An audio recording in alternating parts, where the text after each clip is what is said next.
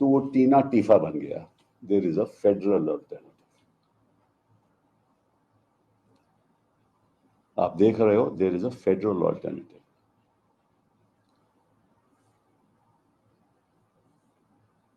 मोदी कटी पतंग है, मोदी कटी पतंग है, पता उसे कि रास्ता अभी तो थोड़ा तंग है।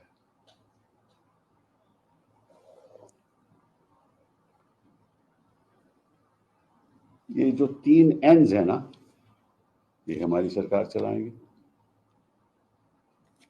ऐसा लग रहा है। N for Narendra Modi, N for Nitish ji, N for Naidu ji. लेकिन अगर 400 पार की बात ये करते हैं और प्रधानमंत्री चाहते हैं कि भैया मेरी लग्जरी बनी रहे, तो लग्जरी टैक्स भी देना पड़ेगा। वो जो लग्जरी टैक्स है वो 28% होता है, तो 400 पे 28% लगा दो तो 288 बन जाते हैं।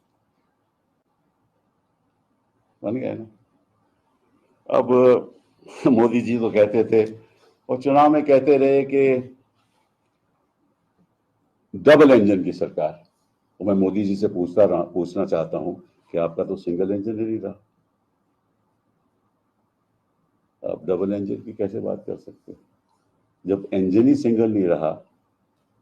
दिस इज व्हाई आई से this is a defining moment in the history of electoral politics in India.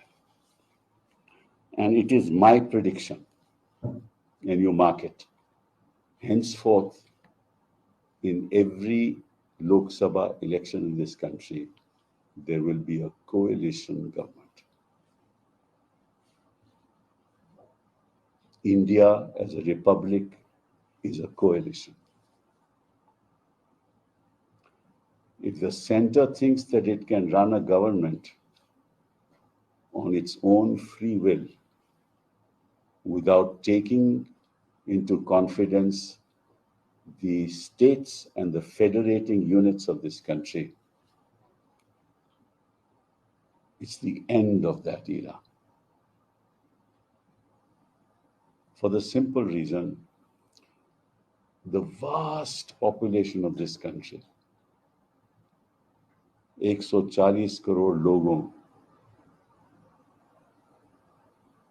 को आप दिल्ली से उनकी आकांक्षाएं पूरा नहीं कर सकते। इसीलिए मैं कहता हूं कि the Tina has turned into a Tifa. There is a federal alternative. And the federal alternative is reflected in the India alliance. Because for the first time in the history of electoral politics in this country, a national party, and I must give credit to that national party, decided to work with the federal units of this country. And you see the result. इस देश में ऐसा लगता था पिछले 10 साल में कि मोदी जी जो कहते हैं वो होगा, लेकिन जनता ने जवाब दे दिया कि मोदी जी आप जो भी कहते रहें, हमारी आकांक्षाएं वे पूरी नहीं करोगे तो आप जीत नहीं पाओगे। This is the big lesson that Modi ji should learn. ये तो पहली बात। मैं नीतीश जी और Naidu ji, I am a great what should I say votary, क्योंकि उन्होंने हमेशा फेडरल स्ट्रक्चर को कायम रखा। बहुत बड़ी बात है। अगर आप नायडू जी का बयान सुन लीजिए कुछ साल पहले, उन्होंने क्या कहा था कि तानाशाही की सरकार नहीं चल सकती और without the consent of the states ये जो ईडी कर रही है, ये जो सीबीआई कर रही है, ये मंजूर नहीं है। So I salute them for upholding, and I hope and I am sure that they will uphold, if at all they join this government. I don't know, that's something time will tell. That they will uphold the values that they stood by when they were chief ministers.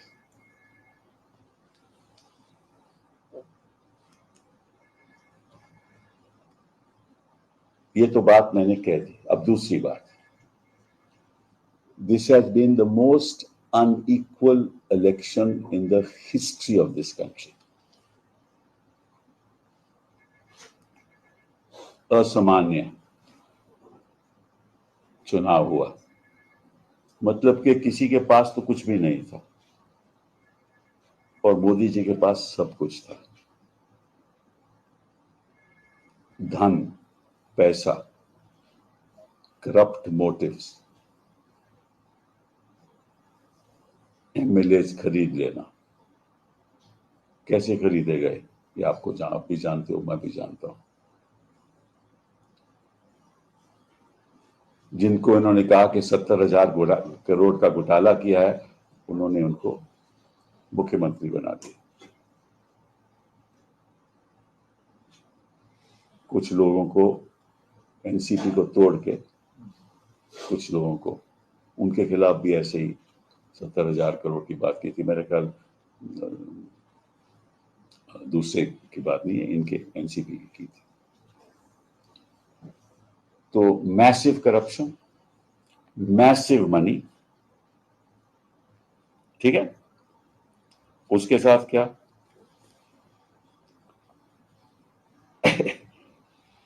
Election commission of India, जो मैं आज भी कहता हूं लापता था, इस चुनाव में लापता था, वो भी इनके एजेंट बन गए। और जो उन्होंने प्रेस कॉन्फ्रेंस की है उसके बारे में मैं कुछ कहूंगा आगे। इलेक्शन कमीशन एजेंट बन गए, ईडी एजेंट बन गए, जो खिलाफ बोलता था पीएमएलए लगा दो, बच्चों के खिलाफ यूएपीए लगा दो। सीबीआई इनकी एजेंट बन गई, टैक्स अथॉरिटीज इनकी एजेंट बन गई।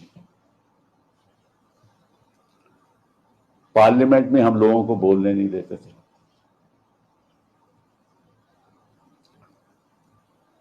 कानून पास करते थे एज मनी बिल्स, जो मनी बिल थे ही नहीं।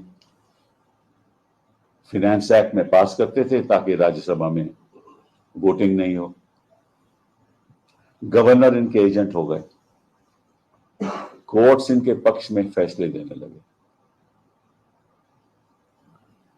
और जिन प्रदेशों में इनको खतरा था, बाकी भी इन्होंने कोशिश की और अभी भी कर रहे हैं। 2 प्रदेशों के चीफ मिनिस्टर चुनाव के बीच जेल में थे। 7 सीटें तभी दिल्ली में आई। आप चीफ मिनिस्टर को जेल में रखोगे, सिसोदिया को जेल में रखोगे, जैन को जेल में रखोगे,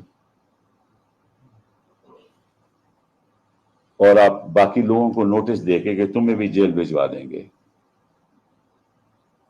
झूठी बयानबाजी करोगे। हेमंत सोरेन, जिसके खिलाफ रत्ती भर भी एविडेंस नहीं है, उसको आपने जेल में बंद कर दिया ताकि वो चुनाव में हिस्सा ना ले सके। फिर भी उसकी 3 सीटें आई।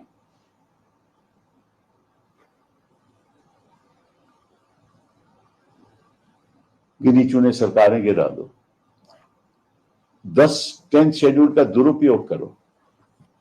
तो ये तो था मोदी जी के पास, और विपक्ष के पास को क्या था? कुछ भी नहीं। आप सोचिए, हिंदुस्तान की किसी भी इलेक्शन में कभी ऐसा हुआ? फिर भी मोदी जी अपने बल पे 272 नहीं ला पाए। और अगर ये ना होता तो सच्चाई तो यह है कि ये 150 पे रहता अगर ये ना होता। अब लड़ो कैसे? और अपने इलेक्शन कमीशन कहते हैं कि देखिए बड़े अच्छे तरीके से चुनाव हुआ, इनको पता है कि ग्राउंड रियलिटी क्या है। हम जानते हैं ग्राउंड रियलिटी क्या है। हम जानते हैं कि किस तरह से लोगों के इलेक्टर्स के नाम काटे गए, किस तरह से बूथ में। आप कहते हो ना कि पहले जब जब बैलेट पेपर होता तो धांधलीबाजी होती थी, तो ये मशीन जब भी धांधलीबाजी हुई वो तो आपको अभी पता चलेगा इलेक्शन कमिश्नर साहब, कुछ दिनों में आपको पता चलेगा क्या क्या हुआ। खासतौर में बिहार में क्या हुआ, बाकी जगह पे क्या हुआ। तो अगर आप इस तरह से इलेक्शन लड़ोगे तो निश्चित रूप से जिसके पास सब कुछ है वो सब कुछ पालेगा।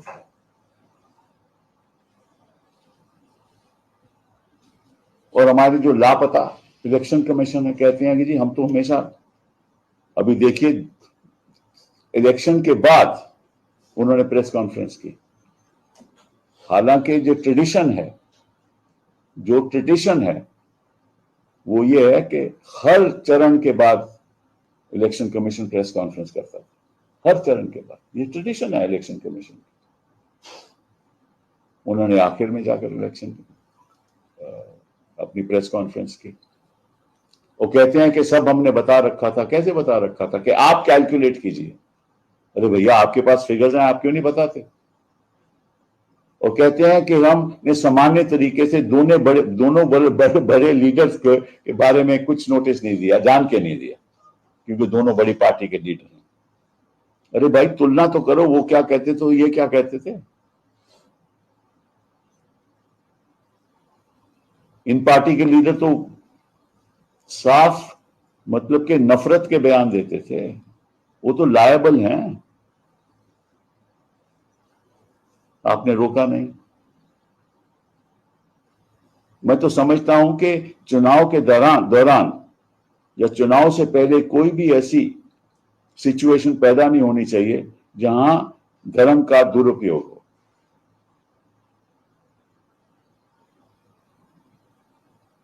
और अगर कोई भी लीडर किसी भी पार्टी का ये कहता है कि मैं साधना करने जा रहा हूं और चुनाव हो रहा है और इलेक्शन कमीशन रोक नहीं रही, अरे किस बात की साधना? और देखिए आप टेलीविजन चैनल्स को बताइए कि मत दिखाइए, आप छोड़िए, उनको करने दो साधना। लेकिन आप टेलीविजन चैनल्स को तो बता सकते थे कि आप इसको मत दिखाइए, हम रोक लगाते हैं। तो साधना वैसे ही बदल जाती, क्योंकि मकसद ही ये था।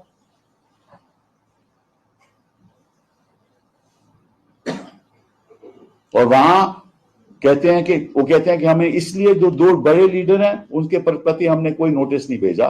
लेकिन मैं पूछना चाहता हूं इनसे कि हेमंता विश्वास के खिलाफ क्यों नहीं आपने नोटिस दिया? उसने तो कहा था ना कि राम भक्त वर्सेस राम विरोधी, कहा था ना, तो नोटिस क्यों नहीं दिया? अनुराग ठाकुर के खिलाफ नोटिस क्यों नहीं दिया?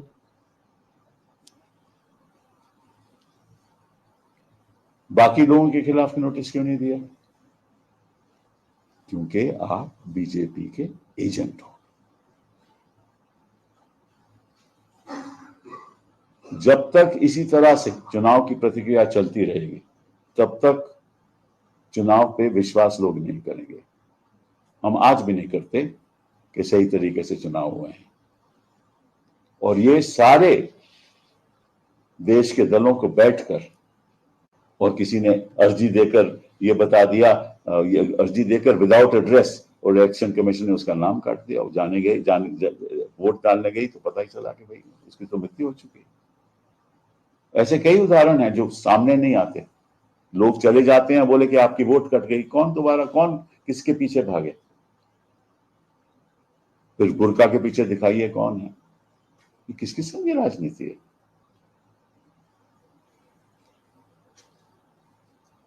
टूटी ले जाएंगे, बैंक बैलेंस ले जाएंगे, बच्चे जो ज्यादा पैदा करते हैं उनको दे देंगे। और इलेक्शन कमीशन कहती है कि नहीं नहीं, हमने तो सामान्य तरीके से, किसी और ने ऐसी बात बोली? आप मानसिक रूप से लापता थे।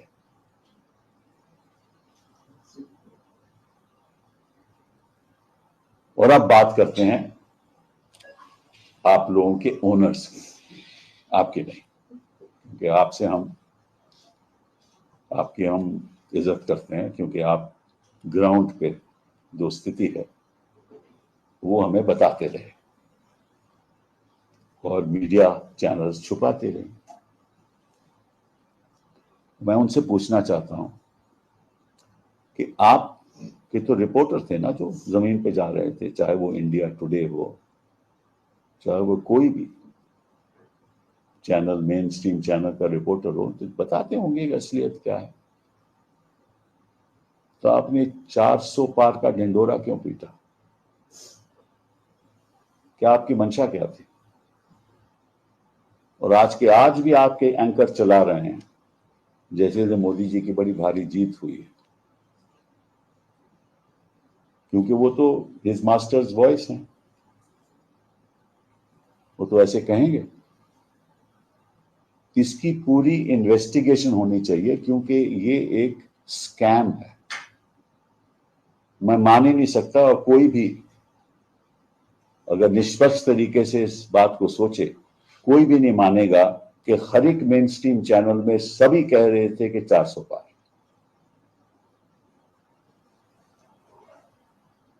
ये तो हो नहीं सकता कि सभी लोग एक ही सोच के साथ, जब वास्तविकता बिल्कुल अलग है।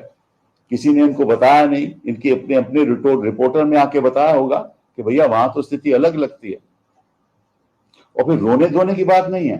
वो जो बेचारा इन्वेस्टर है, रो तो वो रहा है बेचारा कि लाखों करोड़ खो दिया उसने। आपने तो पैसे कमा लिए और फिर आप रोने लगे, वो तो सारी उम्र रोलेगा। आप लोगों को शर्म आनी चाहिए। किस तरह से आपने अपने आप को बेच दिया है। किस लिए बेचा? पैसों के लिए। इसीलिए आप पत्रकार, आप लोग मीडिया चलाते हो, पैसों के लिए चलाते हो कि खबरों के लिए चलाते हो? आप लोगों को माफी मांगनी चाहिए इस देश से कि इस धांधलेबाजी के जिम्मेदार हम हैं। ओनर्स को माफी मांगनी चाहिए। ये जो इंडस्ट्री, मीडिया, पॉलिटिकल नेक्सस है ना, जो ये देश के लोकतंत्र को बर्बाद कर देगा। और हमारा देश सबसे बड़ा लोकतंत्र है। और मोदी जी ने कल अपने भाषण में कहा कि ये लोकतंत्र की जीत है। ऐसा लोकतंत्र जिसमें सभी संस्थाएं आपके संग थी, उनकी तो हार है ना मोदी जी। आपके रंगे हुए लोकतंत्र की हार है, असल लोकतंत्र की जीत है।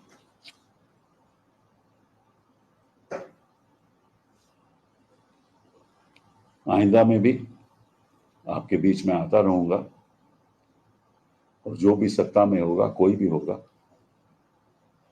आपको दिखाता रहूंगा, कि बताता रहूंगा कि असली मुद्दे देश में क्या हैं। लेकिन सबसे पहले ये जो भी इन्होंने पिछले कुछ महीनों में निर्णय लिए, नई नई लेजिस्लेशन इन्होंने पारित की, सबसे दोबारा पार्लियामेंट में विचार होना चाहिए। क्योंकि अगर ऐसे कानून लागू हो गए तो लोकतंत्र खतरे में हो जाएगा। खास तौर पे जो क्रिमिनल लॉज जो अब तक लागू नहीं हुए, जो जुलाई पहली को लागू होंगे, उनके ऊपर रोक लगानी चाहिए। और मैं अब मुझे विश्वास है कि जो जो आज के दिन जेल में बैठे हुए हैं, उनकी सुनवाई होनी चाहिए। बहुत बहुत धन्यवाद।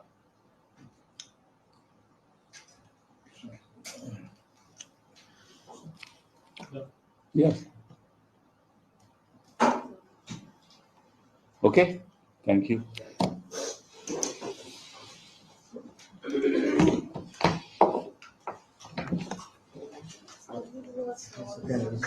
अब हो गया यार. I have now given you all the bites. I mean, I don't think I can do anything more than this. If I start giving to everybody, then not more than 2 questions. वो वही आप चलाओगे. This will not go. Therefore, I will not give. Modi की हार और मतदाता की जीत. मुझे याद है कि जब इलेक्शन से पहले लोग कहते थे TINA factor, there is no alternative, तो वो टीना टीफा बन गया. There is a federal alternative. आप देख रहे हो, there is a federal alternative.